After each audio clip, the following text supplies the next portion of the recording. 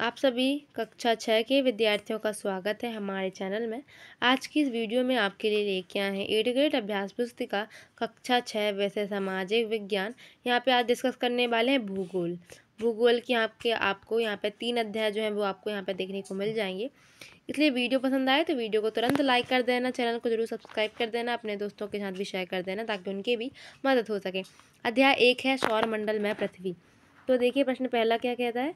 प्रश्न पहला है बुध ग्रह सूर्य की एक परिक्रमा पूरी करता है तो यह 88 दिनों में। यस, बी इसका ऑप्शन करेक्ट है। प्रश्न दूसरा है पृथ्वी का उपग्रह कौन सा है। तो पृथ्वी का एकमात्र उपग्रह है चंद्रमा। ऑप्शन ए करेक्ट है। फिर है प्रश्न तीसरा पृथ्वी के संबंध में कथन सही नहीं है। तो आकार में सबसे बड़ा ग्रह है। ठीक है, तो पृथ्वी आकार में सबसे बड़ा ग्रह नहीं है। ऑप्शन सी है ना। फिर प्रश्न 4 तारों के विभिन्न समूहों द्वारा बनाई गई विविध आकृतियां क्या कहलाती हैं। तो यह कहलाती है नक्षत्र मंडल। Option C. प्रश्न 5 खगोलीय पिंड किसे कहते हैं। उत्तर सूर्य, चंद्रमा तथा वे सभी वस्तुएं जो रात के समय आसमान में चमकती हैं खगोलीय पिंड कहलाती हैं।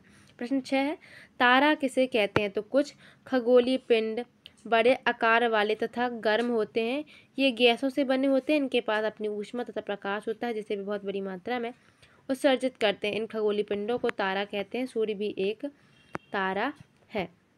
प्रश्न 7 प्राचीन समय में लोग रात्रि के समय दिशा का निर्धारण किसकी सहायता से करते थे। तो प्राचीन समय में लोग रात्रि के समय दिशा का निर्धारण तारों की सहायता से किया करते थे। प्रश्न 8 चंद्रमा एवं सभी छोटी चमकीली वस्तुओं को हम दिन के समय क्यों नहीं देख पाते। तो सूर्य के अत्यधिक तेज प्रकाश के कारण चंद्रमा एवं सभी छोटी चमकीली वस्तुओं को हम दिन के समय नहीं देख पाते हैं। प्रश्न 9 सूर्य के दूसरे क्रम का ग्रह कौन सा है। वह पृथ्वी का एक चक्कर कितने दिन में पूर्ण करता है। तो सूर्य के दूसरे क्रम का ग्रह शुक्र है। वह पृथ्वी का एक चक्कर 243 दिन में पूर्ण करता है। प्रश्न 10 उपग्रह किसे कहते हैं। तो उपग्रह एक खगोलीय पिंड है जो ग्रह के चारों ओर उसी प्रकार चक्कर लगाता है जिस प्रकार ग्रह सूर्य के चारों ओर चक्कर लगाते हैं। जैसे कि पृथ्वी जो है वो सूर्य के चक्कर लगाती है और जो चंद्रमा है वो पृथ्वी के चक्कर लगाता है। तो चंद्रमा है वो पृथ्वी का उपग्रह हुआ।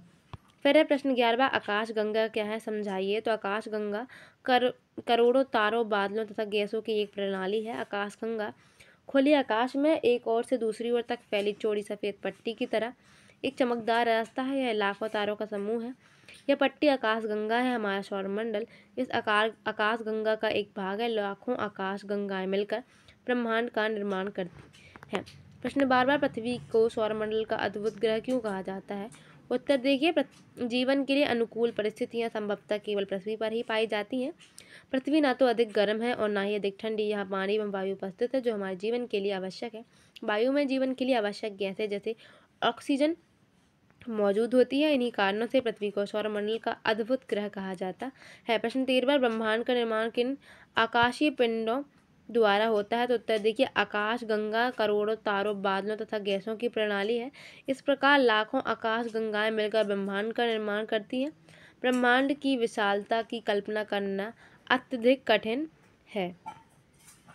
प्रश्न 14 तारा व ग्रह में अंतर लिखिए। तो देखिए तारों का स्वयं का प्रकाश होता है, ग्रहों का स्वयं का प्रकाश नहीं होता है। तारे टिमटिमाते हैं, ग्रह टिमटिमाते नहीं हैं। तारों की संख्या अनगिनत है। तीसरा ग्रहों की संख्या 8 है। चौथा तारों का आकार ग्रहों की तुलना में बहुत अधिक होता है। चौथा अंतर क्या रहेगा, ग्रहों का आकार तारों की तुलना में बहुत कम होता है। फिर है अगला पाठ, प्रश्न पाठ 2 ग्लोब अक्षांश एवं देशांतर। देखिए इसके उत्तर। प्रश्न पहला है स्थान आ ग्रीनविच से 15 डिग्री पश्चिम में स्थित है। अगर ग्रीनविच पर सुबह 8 बजे हैं तो स्थान आ पर क्या समय होगा। तो यहाँ पर सुबह के 7 बजे होंगे। फिर है प्रश्न दूसरा पृथ्वी को अपने अक्ष पर 1 डिग्री घूमने में समय लगता है तो 4 मिनट का समय लगता है। प्रश्न तीसरा अगर भारत में प्रातः के 11 बजे हैं तो उस समय लंदन का समय क्या होगा। तो वहाँ पर शाम के 6:30 बजे होंगे। प्रश्न 4 23 सही 1/2 उत्तरी अक्षांश से 23 सही 1/2 दक्षिणी अक्षांश के मध्य में ताप कटिबंध पाया जाता है। तो इसका आंसर हम आपको आखिरी बताएंगे। प्रश्न 5 ग्लोब की कोई 2 विशेषताएं लिखिए। तो ग्लोब की विशेषताएं हैं पहला ग्लोब स्थिर नहीं होते हैं। दूसरा ग्लोब में देशों, महाद्वीपों तथा महासागरों को उनके सही आकार में दिखाया जाता है। प्रश्न 6, पृथ्वी का आकार ध्रुवों तथा मध्य में कैसा है? तो पृथ्वी का आकार उत्तर एवं दक्षिण ध्रुव पर थोड़ी चपटी तथा मध्य में थोड़ी उभरी हुई है। प्रश्न 7वां, विषुवत रेखा पृथ्वी के कौन से दो बराबर भागों में बांटती है? तो विषुवत रेखा पृथ्वी को दो बराबर भागों में बांटता है। इस वृत्त के उत्तर वाले भाग को उत्तरी गोलार्ध एवं दक्षिण वाले भाग को हम दक्षिणी गोलार्ध कहते हैं। प्रश्न 8वां, पृथ्वी के ताप कटिबंधों के नाम लिखिए। तो पृथ्वी के ताप कटिबंधों के नाम जैसे विषुवतीय प्रदेश, अंतः उष्णकटिबंधीय पेटी, उष्णकटिबंधीय पेटी, उपोष्ण कटिबंध, शीतोष्ण कटिबंध और शीत कटिबंध आदि। प्रश्न 9, ग्लोब पर खींचे गए समानांतर वृत्त क्या कहलाते हैं? इनकी संख्या कितनी है? तो ग्लोब पर खींचे गए समानांतर जो वृत्त हैं वह विषुवत वृत्त कहलाते हैं। विषुवत वृत्त की उत्तरी एवं दक्षिणी दिशा में 1 डिग्री के अंतराल से खींचे जाने पर नंबर 90 अक्षांश वृत्त होते हैं। इनकी कुल संख्या 180 है। प्रश्न 10वां, ग्लोब का चित्र बनाकर निम्नांकित को दर्शाना है। विषुवत रेखा, कर्क रेखा, मकर रेखा, उत्तरी ध्रुव, दक्षिणी ध्रुव। देखिए ये है आपका ग्लोब, और जो सबसे ऊपरी होता है वो उत्तरी ध्रुव, नीचे वाला दक्षिणी ध्रुव, और ये बीच की जो लाइन होती है वो विषुवत रेखा होती है। उत्तरी ध्रुव और विषुवत वृत्त के बीच की जो रेखा होती है वो कर्क रेखा, और विषुवत वृत्त और दक्षिणी ध्रुव के बीच की जो रेखा होती है वह मकर रेखा कहलाती है। फिर है प्रश्न 11वां, उष्ण कटिबंध 23.1/2 उत्तरी अक्षांश में 23.1/2 दक्षिणी अक्षांश के मध्य क्यों पाया जाता है? तो उष्ण कटिबंध 23.1/2 उत्तरी अक्षांश से 23.1/2 दक्षिणी अक्षांश के मध्य इसलिए क्योंकि हमारी पृथ्वी 23.1/2 डिग्री अंश पर झुकी हुई है। प्रश्न 12वां, देशांतर रेखाओं की विशेषताएं लिखिए। तो देखिए पहली, देशांतर रेखाएं अर्धवृत्त होती हैं। दूसरा, देशांतर रेखाओं की लंबाई समान होती है। तीसरा, ये रेखाएं प्रधान मध्याह्न रेखा के दोनों ओर 1 डिग्री के अंतराल पर खींची गई हैं। इनकी कुल संख्या 360 है। प्रश्न 13वां, ग्लोब से किसी स्थान की स्थिति का पता कैसे लगाया जाता है? तो पृथ्वी की सतह पर स्थानों का सटीक पता लगाने के लिए ग्लोब पर रेखाओं का एक नेटवर्क खींचा जाता है। क्षैतिज रेखाएं अक्षांश रेखाएं और ऊर्ध्वाधर रेखाएं देशांतर रेखाएं। ये रेखाएं एक दूसरे को आपस में समकोण पर काटती हैं और एक नेटवर्क बनाती हैं जिसे ग्रिड कहते हैं।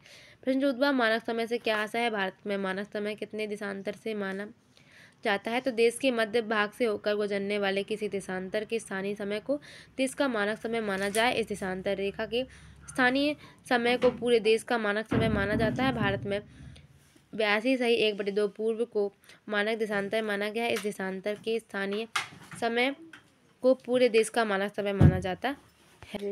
देखिए इस प्रश्न 4 का हमने आंसर बताया था, उसका आंसर रहेगा ऑप्शन ए, उष्णकटिबंध। फिर है अध्याय 3, पृथ्वी की गतियाँ।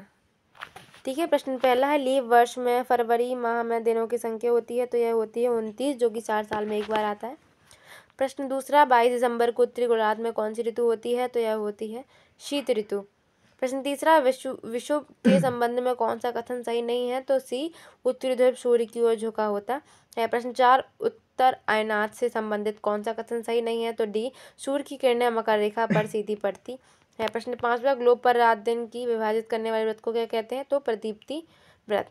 प्रश्न 6, पृथ्वी की गतियों का वर्णन करना है। तो घूर्णन और परिक्रमण। पृथ्वी का अपने अक्ष पर घूमना घूर्णन गति कहलाता है, और सूर्य के चारों ओर एक स्थिर कक्षा में पृथ्वी की गति कहलाती है परिक्रमण। ठीक है, प्रश्न 7वां, पृथ्वी कितने दिन में सूर्य का एक चक्कर पूर्ण करती है? तो 365 दिन 6 घंटे। प्रश्न 8वां, पृथ्वी पर दिन व रात की स्थिति को बराबर होते हैं और क्यों? तो 21 मार्च एवं 23 सितंबर को सूर्य की किरणें विषुवत वृत्त पर सीधी पड़ती हैं। इस अवस्था में कोई भी ध्रुव सूर्य की ओर झुका नहीं होता, इसलिए पूरी पृथ्वी पर दिन व रात बराबर होते हैं। प्रश्न 9, पृथ्वी के परिक्रमण के कारण होने वाले ऋतु परिवर्तन का नामांकित चित्र बनाइए। तो देखिए इस प्रकार आपको चित्र आपको पुस्तक की सहायता से बना लेना है।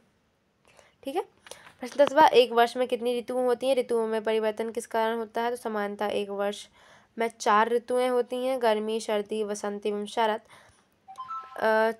ठीक है, फिर ऋतुओं में परिवर्तन सूर्य के चारों ओर पृथ्वी की स्थिति में परिवर्तन के कारण होता है। प्रश्न 11वां, ऑस्ट्रेलिया में क्रिसमस पर्व के समय कौन सी ऋतु होती है? तो ग्रीष्म ऋतु। प्रश्न 12वां, प्रत्येक चौथे वर्ष फरवरी माह 29 दिन का क्यों होता है? समझाइए। तो पृथ्वी का परिक्रमण काल 365 दिन 6 घंटे का होता है। सुविधा के लिए एक वर्ष 365 दिन का होता है, जिसमें 6 घंटों को नहीं जोड़ा जाता। 4 वर्षों के प्रत्येक वर्ष के 6 घंटे मिलाकर एक दिन 24 घंटे हो जाते हैं। तो इसके अतिरिक्त एक दिन को चौथे वर्ष की फरवरी माह में जोड़ते हैं, इसलिए प्रत्येक चौथे वर्ष की फरवरी 29 दिनों की होती है। फिर प्रश्न 13वां, उत्तर अयनात एवं दक्षिण अयनात की अवस्था कब होती है? तो उत्तर अयनात तथा दक्षिण अयनात की अवस्था होती है 22 दिसंबर। जी यहाँ पे दिसंबर है, कट चुका है, तो यहाँ पे क्या है 22 दिसंबर को दक्षिण अयनात की स्थिति होती है। फिर प्रश्न 14वां, 23 सितंबर एवं 21 मार्च को उत्तरी गोलार्ध एवं दक्षिणी गोलार्ध में कौन सी ऋतु होती है? तो 23 सितंबर को उत्तरी गोलार्ध में शरद ऋतु होती है, जबकि दक्षिणी गोलार्ध में वसंत ऋतु होती है। 21 मार्च को स्थिति इनके विपरीत होती है। तो ये थी आज की वीडियो पसंद आई हो तो वीडियो को लाइक कर दें, चैनल को जल्दी से सब्सक्राइब कर दें। मिलते हैं अगली वीडियो में, तब तक के लिए धन्यवाद।